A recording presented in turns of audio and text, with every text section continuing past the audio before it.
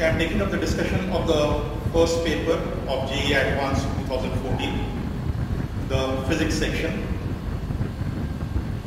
The first question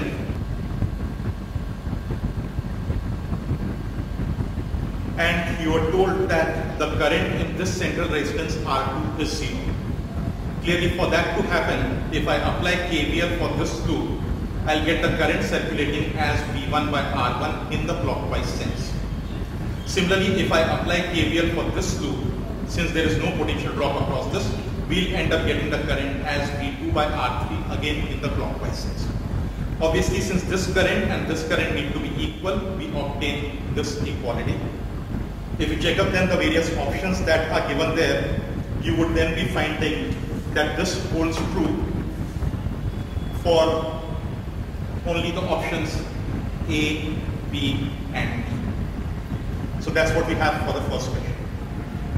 Going on to wherein you had a refracting surface with a thin film imposed here. Note that since this is a uniform thickness film, this would simply end up acting like a thin slab. It is not going to bring about any refraction.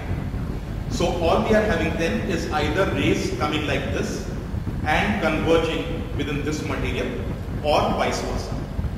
Using the formula for refraction at a single spherical surface and the fact that U is infinity, we end up getting the distance of convergence, which is denoted by F in this case, as mu2 R by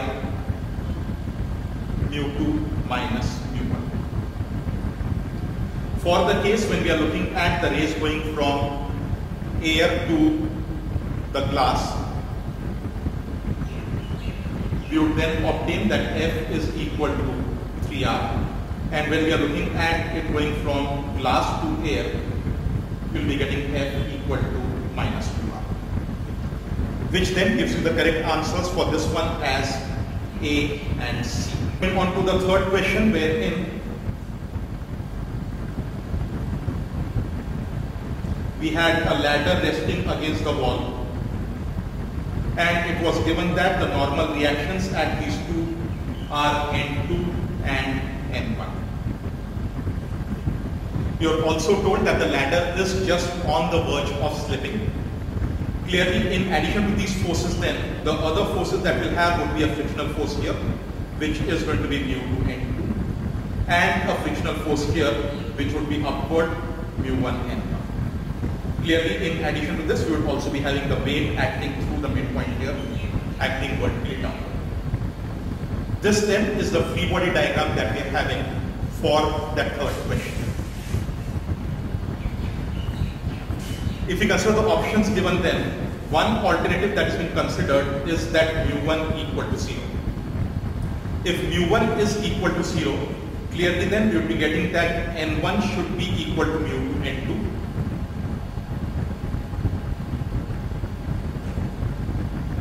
And N2 should be equal to mg. If we then consider the rotational equilibrium condition above the lowermost point, that is putting the net torque above that point as 0, what we end up getting is mg L by 2 cos theta should be equal to N1 L sin theta, or equivalently we get that N1 tan theta should be equal to mg by 2, which gives us then the option D as correct.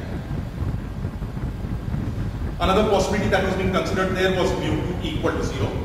Note that if mu2 is equal to 0, that would mean that N1 is equal to 0. Clearly, in such a case, equilibrium would not be possible. Therefore, option B is going to be incorrect there. If you are looking at a situation wherein mu1 is non-zero and mu2 is non-zero, utilizing the fact that N1 is equal to mu2 N2 and N2 plus mu1 N1 is equal to mg for vertical equilibrium, we end up getting that N2 should be equal to mg by 1 plus mu1 N2. which then gives you option C as correct. Therefore, the correct answer for this question is going to be C and D.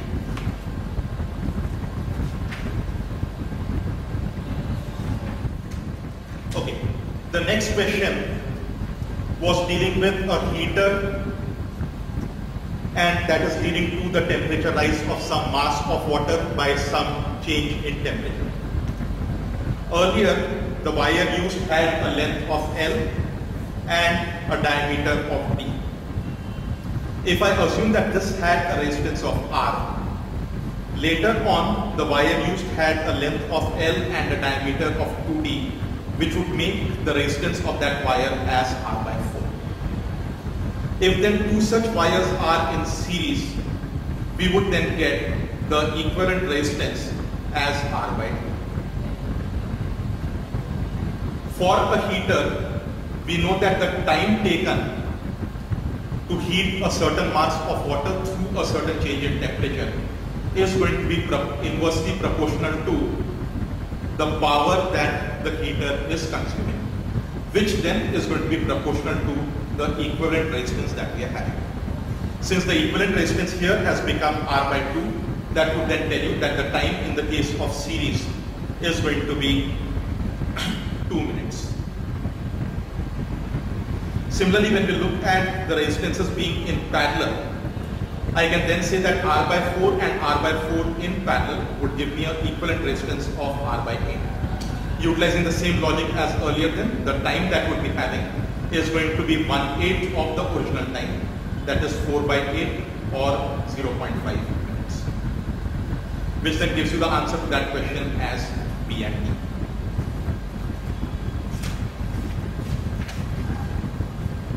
The next question was dealing with the Young's double slit experiment. We know that in such a case, the fringe width is directly proportional to the wavelength of light that is being used. Since you had lambda 1 being equal to 400 nanometer, lambda 2 was equal to 600 nanometers, clearly we get then that beta 1 would have to be less than beta 2. If we are looking at the number of fringes in a certain width, clearly this is going to be equal to the distance that we are talking about by the fringe width, which then is going to be inversely proportional to lambda. And therefore, we would end up getting that M1 must be greater than M2. As far as the angular separation is concerned, the angular separation of the fringes is going to be proportional to the fringe width, clearly, which then tells you that the angular separation for lambda 1 is going to be less than the angular separation for lambda 2. The other choice that you're having is you're looking at the third maximum for lambda 2 and whether that is equal to the fifth minimum for lambda 1. We know that the third maximum would be given by add 3 lambda 2 capital T by small t. The fifth minimum would be given by 5 minus half into lambda 1 t by t. This is true since we have got that lambda 2 is 1.5 times lambda. Hence the answer to this question then is going to be ABC.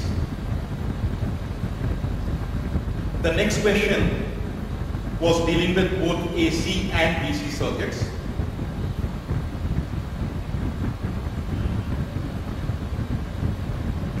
For the first part of it, we just had this capacitor, this circuit being formed. We were given that the current as a function of time is given as I0 cos omega t.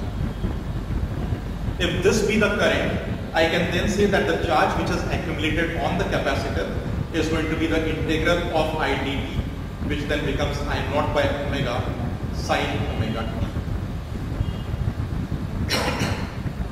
Clearly then, the maximum charge that you will be having on the capacitor is going to be I0 by omega, which turns out to be equal to 2 millicoulomb, which then tells you that option A is not going to be correct. Additionally, we find that if I consider the value of t as 7 pi by 6 omega, which is what is given in option B, then I will turn out to be negative, which would then mean that the current cannot be anti-clockwise. The current then is going to be clockwise in that circle. Sorry, it's not going to be clockwise, it is going to be anti-clockwise in that circle. So option B then is going to be incorrect. From this expression, when the switch is thrown to the other position, the charge on the capacitor comes out to be this quantity, which turns out to be -1 millicoulomb, which means that the capacitor now is having a polarity in this manner. If that is the polarity, the potential drop across the capacitor is seen to be 50 volts with the lower plate as positive. As such, then by applying KVL for that loop, the current in that loop then is going to be the voltage drop across the capacitor plus the voltage of the cell divided by the value of the resistance. That gives us the current as 10 amperes, which tells you that the option C is correct. Clearly in this case, finally the potential drop across the capacitor is going to be 50 volts, but with a polarity like this. That is, the upper plate is going to be positive. So the change in the voltage of the capacitor is going to be 100 volts, and the charge supplied then by the battery is going to be C into delta V, which turns out to be 2 millicoulomb. Therefore, option C and D are correct for this question.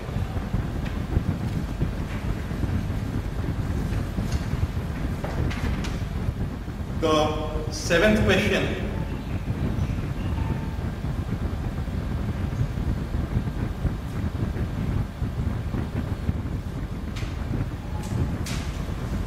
it was given that there is a dielectric K present in this medium, and this area was given as 1/3 of the total area.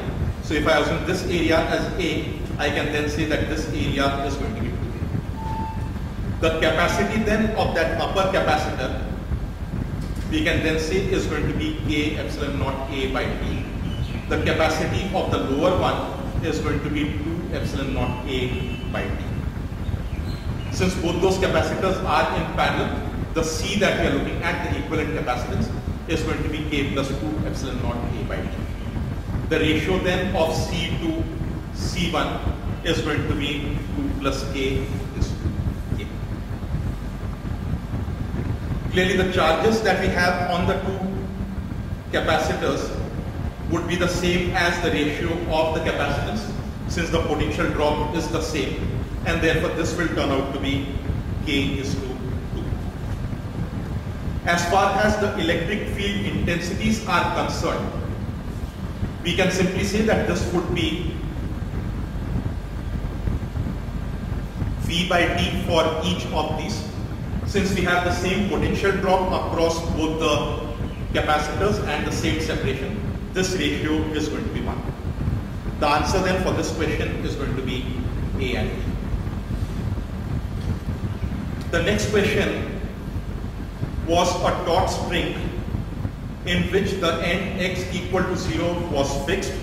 The total length of the spring was given as 3 meters, which means this is going to be x equal to 3 meters.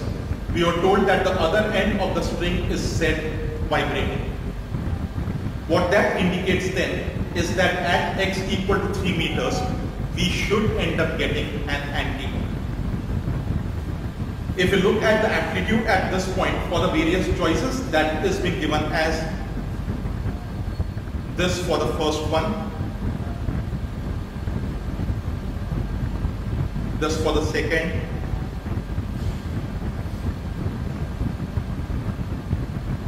for the third, and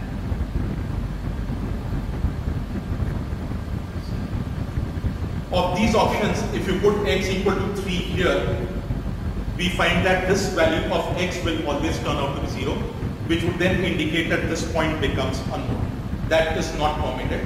All the other three are giving you the value of this x as turning out to be plus or minus a, thereby indicating that it is an antenna. The other thing that we need to check up is that since the speed of the waves in the spring is 100 meters per second, the ratio of the coefficient of t to the coefficient of x should turn out to be equal to 100, which is turning out to be the case in all the other three options. Hence, the answer to this question would be A, C, and D.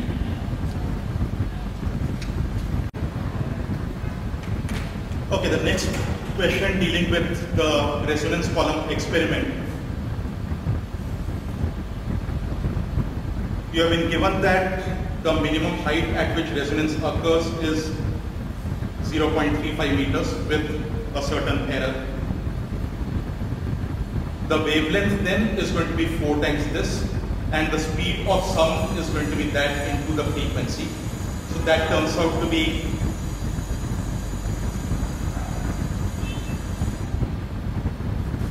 since we find that this term is quite close to 1000, I can then say that the velocity that we are looking at is roughly 340 meters per second. We also know that the speed of a gas is given by root of gamma RT by m, and therefore I can say that m should be equal to gamma RT by v square. Among the options given then, there are some options which are dealing with a monoatomic gas and some options which are dealing with a diatomic gas. If I firstly examine the case for monoatomic gas, we know that gamma for that is 1.67. The value of 167 RT is given to you, utilizing which then we would be getting that this m would turn out to be 640 square by 100, and I require v square in the denominator, so that is going to give me 340 square. This then is going to be the mass of the gas in kg. So if I'm looking for converting it to grams, I would end up having this. If you look at this, I can then say that this is going to be roughly equal to 10 times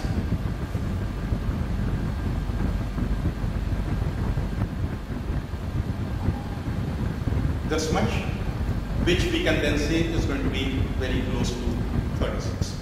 That tells you then that the gas can be argon. If I'm looking for a diatomic gas, since we have got that V is proportional to root of gamma by m, and we want V to be same for both the cases, I can then say that the mass of the diatomic gas should be equal to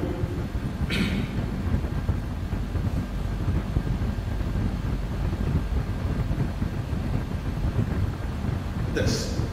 That is gamma for the diatomic gas divided by gamma for the monoatomic gas into the molar mass that we have for the monoatomic gas. This comes out to be 30, which is not matching with either of the answers given. So the answer to this question then should be only D. Going on to the last question of multiple choice there. We know that the electric intensity due to a point charge, which has been denoted by E1R, is going to be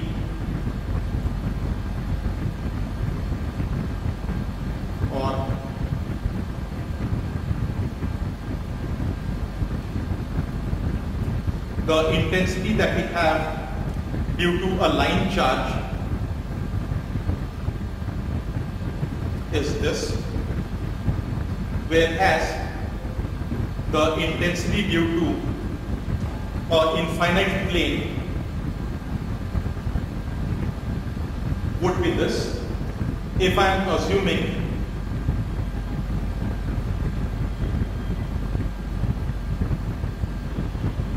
that the charges are present only on one surface of that plane.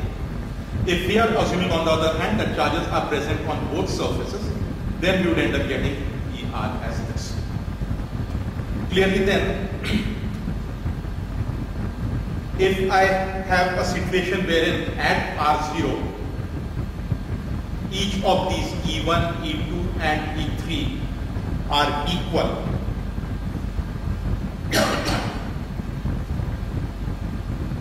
from the equality then of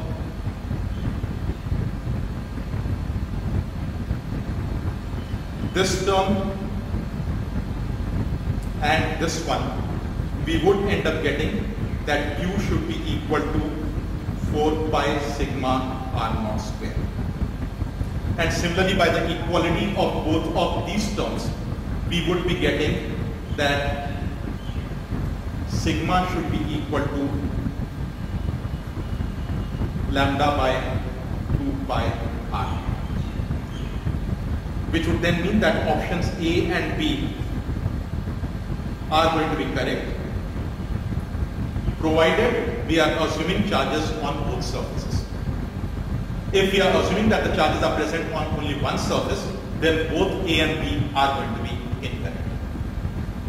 The third and the fourth options, C and D, that is, are both dealing with the situation at R0 by 2. If I make the distance half, I know that E1 would become 4 times as large. So if I assume say this as some K, I can then say that this E1 would become 4 times A, E2 would become twice the earlier value, E3 would not change. Which then gives you the fact that E1 is going to be twice of E2, hence option C is correct, but option D is incorrect. Depending therefore on what assumption we are making, the answer to this question then can either be ABC or only C. Let's proceed ahead to the integer type questions. The first question was dealing with two parallel wires which were given to be a distance x0 apart. We were looking at a point which was at a distance x1 from one of the wires. It was also given that x0 is 3 times x1, which tells us then that this distance, say x2, is going to be twice of x1. If then I have the same current in both the wires, the ratio of the magnetic fields at this point due to the two wires would be in the inverse ratio of the distances, that is, would be in the ratio 2:1. Therefore, if the two currents are in the opposite direction, as in the second case, then the magnetic field would be 3 times the magnetic field due to the current in this wire only. Whereas, if they are in the same sense, then the magnetic field here will oppose one another and will turn out to be only equal to the field due to this, which gives us then that B2 by B1 is 3:1. As far as the radius of curvature then is concerned, if we utilize the relationship that QPB is the force that's provided, which should be equal to mv square by r, we find then that r is going to be inversely proportional to B. Clearly then, the value of R1 by R2 is going to be equal to B2 by B1, which we have already obtained as 3. This then is the answer to that first question. The next question was dealing with the thermodynamic cycle, wherein a gas was being taken from one point to another by 2 different ways. The PV diagram was indicated as such. Note that if we consider this path IAF firstly, W for the path IAF would simply be equal to W for the path AF, because in the process IF there is no change in volume. This had been already given to us as 200 joules. Since we had been given already that Q for the process IAF is 500 joules, we can then get the result that the internal energy change for the process IAF should be Q minus W, that is 300 joules. This should also be equal to U for the process IBF, since the change in internal energy is process independent. Clearly then, UIB plus UBF we have obtained as 300. UIB we know is going to be equal to 100, since you have been given that the internal energy here was 100 joules, here was 200 joules, which then tells you that the change in internal energy for the process BF is 200. Finally, what we were looking for was the ratio of Q of BF to Q of IB, which is WBF plus UBF is to WIB plus UIB. From all the values that we obtained, that ratio then comes out.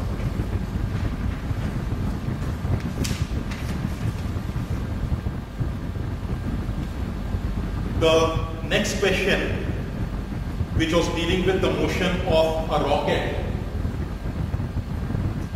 Note that when both these particles are leaving the surface of that rocket, they are not going to be accelerated. All they are then having is a relative velocity. That relative velocity would be the sum of the two velocities, which comes out to be 0.5 meters per second. Since the separation between them was 4 meters, we can then simply say that the time for them to collide is going to be 8 seconds. So the answer to that question is going to be 8. The next question, we were looking at a particle being taken from one point to another along this elliptical path, which is in the vertical plane. It was already indicated that the force that is being applied is always parallel to the path PQ. The work done by that force then is simply going to be equal to the magnitude of the force into the displacement PQ that we are having. So that turns out to be 18 into 5, that is 90 joules. This work done is going to lead to an increase firstly in the potential energy, which is going to be mg into height, wherein height is this height by which the body has been taken up. That turns out to be 40 joules, giving us then the final kinetic energy as 50 joules. The answer to this question then is going to be 5.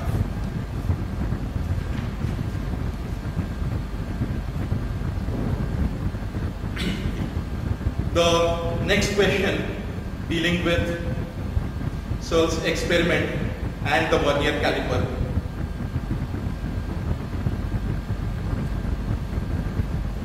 You are required to find out the percentage error in the determination of Young's modulus. We know that the Young's modulus here is given by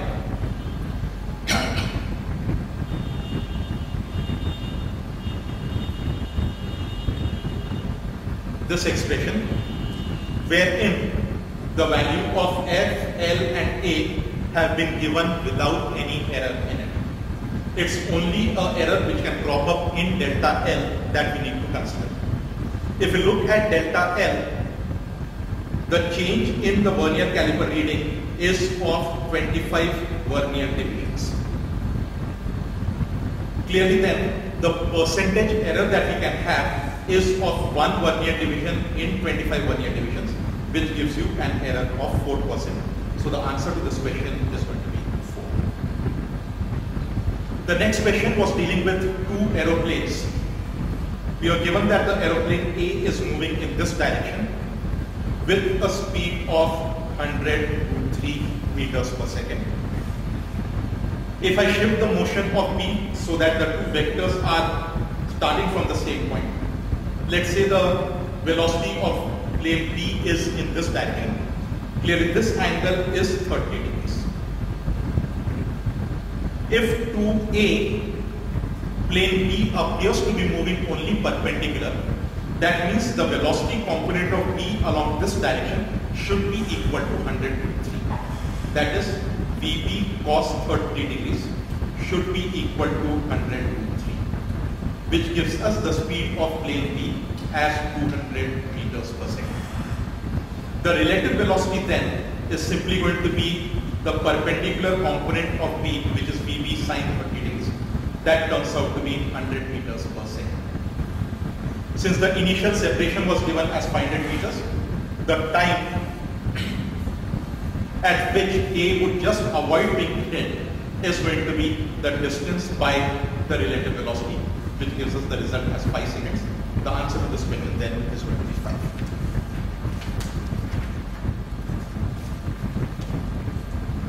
Okay, the next question was dealing with two toy guns which are firing balls with certain speed. All that needed to be applied for this question was just conservation of angular momentum. If we consider the two toy guns, each one of them is going to have or going to be providing a momentum of the mass of the bullet into the speed of the bullet relative to the ground into the distance of the toy gun from the central axis. Each of these two would be providing this angular momentum. So we end up getting this as the angular momentum that is then being provided to the platform. Since we have a circular platform here, its moment of inertia is going to be the mass of the platform into the radius square of the platform by 2. So this into omega is going to be the angular momentum provided to the platform. Putting in all these values, we get the value of omega as 4 radians per second. This then is the answer to that question. The next question was dealing with a situation wherein forces were being applied at these 3 points. Clearly, if I consider due to any of these forces, this distance being the radius, the distance of the line of action of that force is going to be equal to r by 2. So the torque that is being provided by each force is going to be F into r by 2. Since there are 3 such forces, the total torque is going to be this. This total torque then is going to provide an acceleration to the disk. I can then say that this should be equal to mr square by 2 into alpha. We are looking for the angular velocity after 1 second. This then is going to be alpha into 1. Putting in all the various values, this turns out to be equal to 2 radians per second. So the answer to that question then is going to be 2.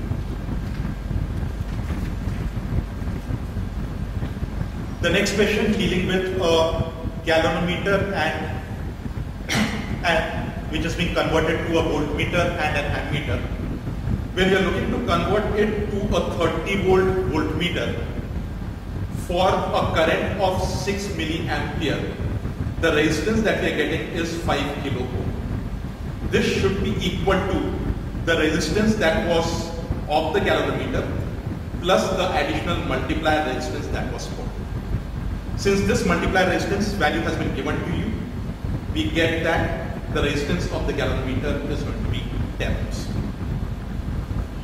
Later on, we are looking to convert this to an ammeter of 1.5 ampere or 1500 milliampere. That means we are looking to multiply the current carrying capability of that ammeter to 250 times. Since the galvanometer current is not changing, this tells me that the current through the new resistance should be 249 times the current through the galvanometer part. Since the potential drop across both of them would be the same, we therefore get that the resistance that has been introduced, which was given as 2M by 249, should be equal to the resistance of the galvanometer by 249, thereby giving us the value of N as 5. The final question was one of dimensional analysis, wherein we are looking at putting this distance d as being dimensionally s to the power of 1 by n, say rho to the power of a, and the frequency to the power of b. If I look at this dimensionally, the distance d is simply going to be L.